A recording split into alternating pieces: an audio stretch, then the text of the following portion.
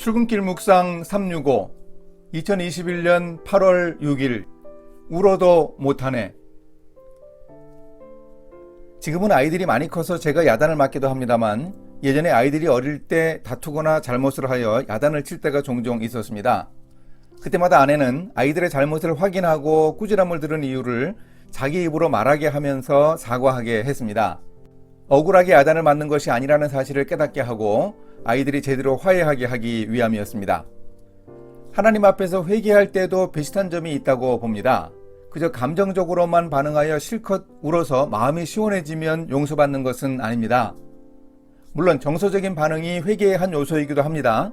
그러나 자신의 죄를 분명히 인식해야 진정한 회개를 할 수 있습니다. 다시는 그 죄를 반복하지 않겠다고 다짐하고 그렇게 행동하는 의지적 결단도 실행해야 진정한 회개라고 할 수 있습니다. 오늘의 말씀은 사사기 2장 1절에서 5절입니다.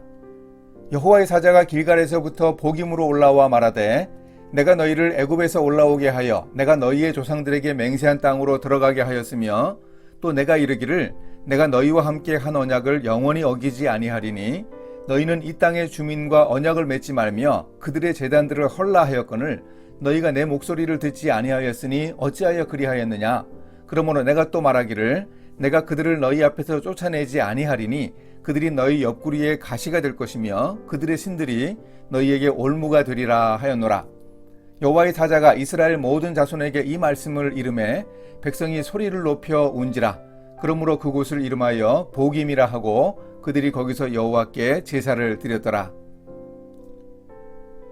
여호와의 사자가 이스라엘 백성들이 모인 곳으로 와서 말했습니다. 애굽에서 구원해 주시고 언약에 충실하신 하나님과 달리 이스라엘 백성은 그 땅 주민과 언약을 맺어 우상 숭배했다고 지적했습니다.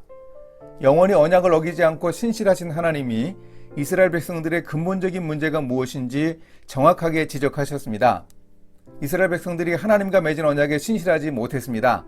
가나안 사람들과 오히려 언약을 맺으면서 가나안 종교에 탐닉하는 것이 문제였습니다. 단순히 그들을 물리칠 힘이 없어서 그들을 쫓아내지 않았던 것이 아니었습니다.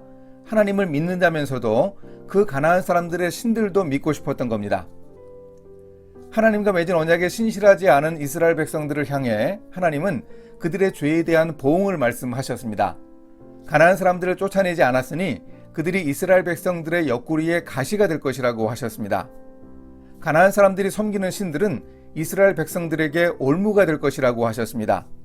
이후 가나안 종교는 이스라엘 백성들에게 있어서 잡히는 줄 알지도 못하게 짐승들의 목숨을 노리는 올가미와 같이 매우 치명적이었습니다. 이러한 이스라엘의 불순종은 하나님의 징계를 유발했습니다. 이후 사사시대에 백성들은 하나님을 배신한 우상숭배를 계속했고 하나님이 징벌하시는 일이 반복되었습니다. 하나님의 말씀을 들은 백성들은 크게 울었습니다. 그곳의 지명이 우는 자들이라는 뜻의 복임으로 바뀔 정도였습니다. 수많은 사람들이 얼마나 많이 울었는지 알 수 있습니다. 그러나 통곡하기만 한다고 문제가 해결되는 것은 아닙니다. 백성들의 반응은 진정한 회개의 눈물이 아니었던 것 같습니다. 그저 억울하고 서운하기 때문에 그들은 함께 울었습니다. 이어서 백성들이 여호수아와 그 뒤에 생존한 장로들이 있을 때만 여호와를 섬겼다고 하는 것으로 보아 그들은 그저 마음 아프게 울기만 했습니다. 그러나 찬송가 가사에도 있듯이 울어도 못합니다. 잘못에 대한 회개와 더불어 돌이키고 말씀을 지킬 결심을 하고 실천해야 하는데 그러지 못했습니다.